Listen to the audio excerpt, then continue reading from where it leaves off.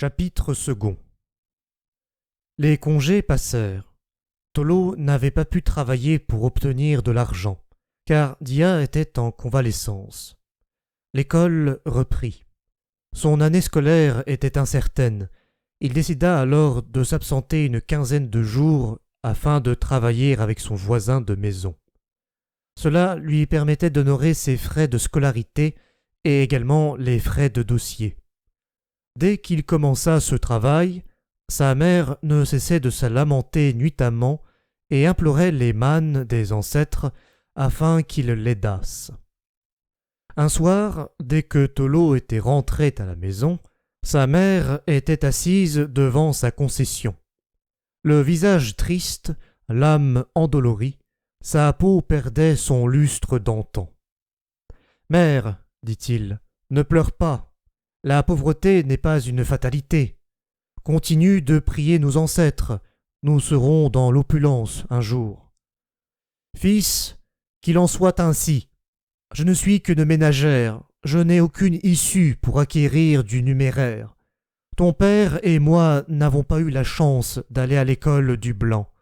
Tu as nos bénédictions. » À ces mots, Tolo ne put empêcher ses larmes de couler. Était-il voué à toutes les calamités de cette terre? Il est des gens qui portent en eux le germe des malheurs, certes, mais l'heure n'était ni au désespoir, ni à jeter l'opprobre sur Wuro. Couché sur son samenet, dans sa garçonnière, cette pensée dianoétique du père de la révolution burkinabé, Thomas Sankara, le réconforta. L'esclave qui n'est pas capable d'assumer sa révolte ne mérite pas que l'on s'apitoie sur son sort. Cet esclave répondra seul de son malheur s'il se fait des illusions sur la condescendance d'un maître qui prétend l'affranchir. Seule la lutte libère. Bien que cette pensée fût destinée à la gente féminine, elle le galvanisa, l'incita à continuer cette lutte acharnée.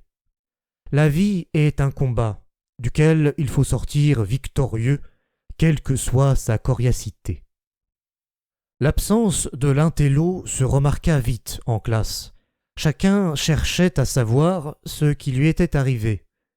Dès le premier jour de son absence, Ariel l'avait contacté pour s'enquérir de ses nouvelles. « Je couvais un palu », lui avait-il dit. Sacré mensonge. En fait, il n'avait pas le courage de lui expliquer réellement son problème. Elle était sceptique et trouva atypique la voix de Tolo lors de la communication. Un soir, sans l'informer, elle vint à la maison. Alors que Tolo revenait de ce travail, les habits en lambeaux, tout sales, elle l'aperçut devant sa concession. « Tolo, un paludéen dans cette posture? Que se passe-t-il » Tolo n'avait plus le choix. Il lui expliqua méticuleusement son problème. Elle le réconforta et le rassura que tout irait pour le mieux.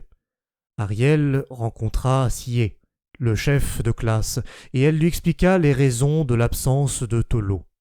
Ils décidèrent d'inventer une histoire afin que les bonnes volontés cotisent pour honorer la scolarité de leur intello, ce qui fut fait dans l'anonymat. Dans la soirée, Ariel apporta cet argent. « Hello, tu pourrais enfin retourner parmi nous. J'ai une surprise pour toi. Tiens. » Tolo reçut dans ses mains une enveloppe contenant du numéraire. Il resta ahuri après qu'elle avait raconté comment elle avait obtenu cette somme. Il n'avait pas pu retenir ses larmes. Il avait été touché dans le tréfonds par leur libéralité. Ne nous faisons pas d'illusions. Les êtres bienveillants existent toujours. Cet acte demeurera indélébile dans son esprit. Ariel, n'eût été votre magnanimité, peut-être qu'en ce moment je serais toujours au chantier, mais désormais je serai parmi vous. Je ne saurais comment vous remercier. Que votre rétribution soit le paradis. Se confondait-il en remerciements. Uroyire. Tolo reprit les cours et tout allait bon train. Les ennuis sempiternels étaient terminés.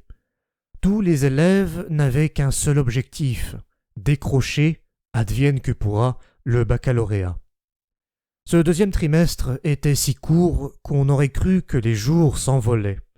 Un soir, après les cours, Tolo se retrouva avec Callot sur les gradins qui sont dans l'enceinte de l'établissement. « Frère, dit-il, on dit que la jeunesse est l'avenir d'un pays, mais celle de notre patrie me rend perplexe.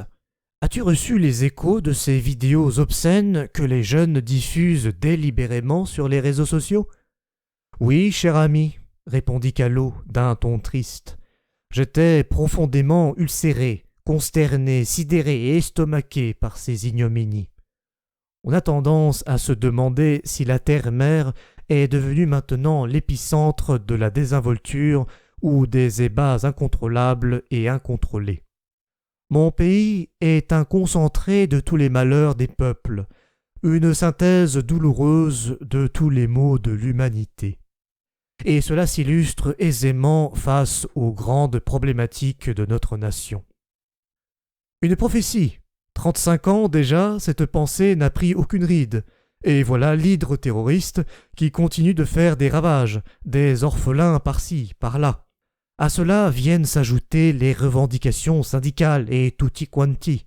Ces séquences de cunilingus qui défraient les chroniques ternissent l'image de notre patrie qui jadis était considérée comme le berceau des valeurs humaines et sociales.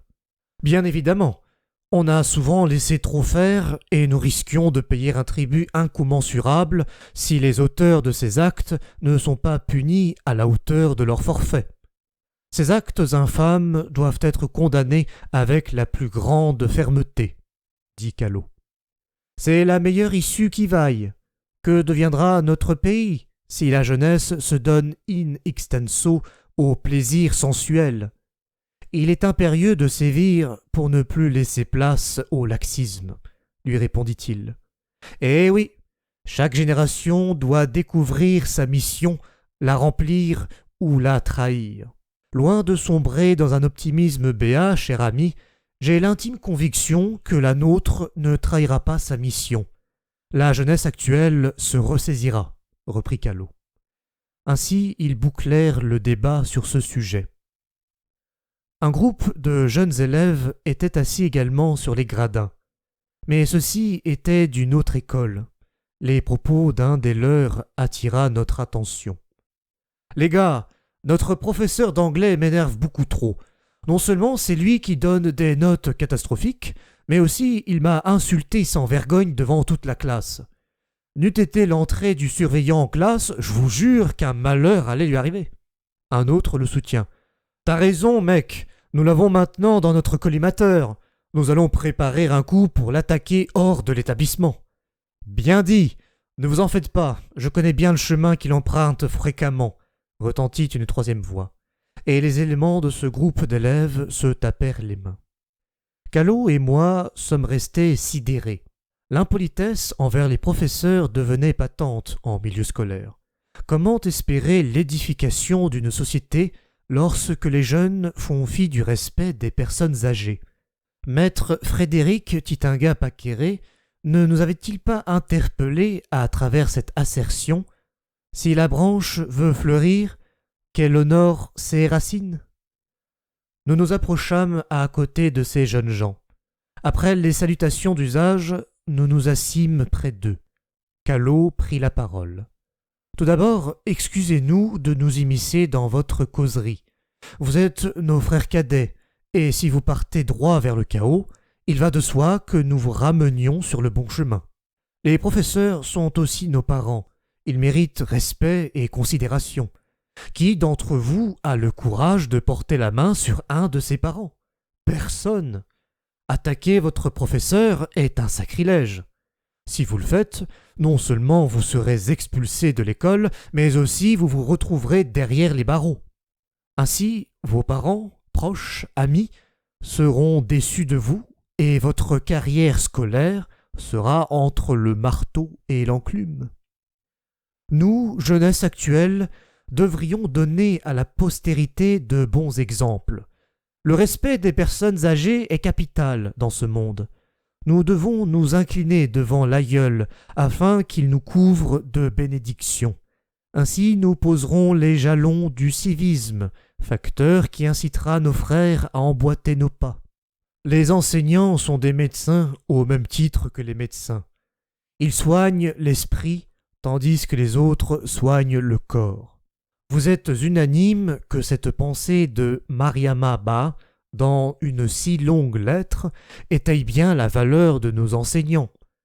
Respectons-les et travaillons sans répit afin que notre patrie soit le fleuron de l'existence, de la concorde et de la quiétude, ajouta Tolo. Qu'un ces jeunes prirent acte de nos propos et se portèrent garants pour sensibiliser leurs camarades afin que le milieu scolaire soit extirpé de toute turpitude. Nous nous faussâmes compagnie sur les gradins en espérant chanter en chœur pour le salut du monde avec le grand poète Novalis. Bientôt les astres reviendront visiter la terre, d'où ils se sont éloignés pendant nos temps obscurs. Le soleil déposera son spectre sévère, reviendra étoilé parmi les étoiles. Toutes les racines du monde se rassembleront à nouveau, après une longue séparation. Les vieilles familles se retrouveront, et chaque jour verra de nouvelles retrouvailles, de nouveaux embrassements. Alors les habitants du temps jadis reviendront vers la terre, en chaque tombe se réveillera la cendre éteinte, partout brûleront à nouveau les flammes de la vie. Les vieilles demeures seront rebâties, les temps anciens se renouvelleront, et l'histoire sera le rêve d'un présent à l'étendue infinie.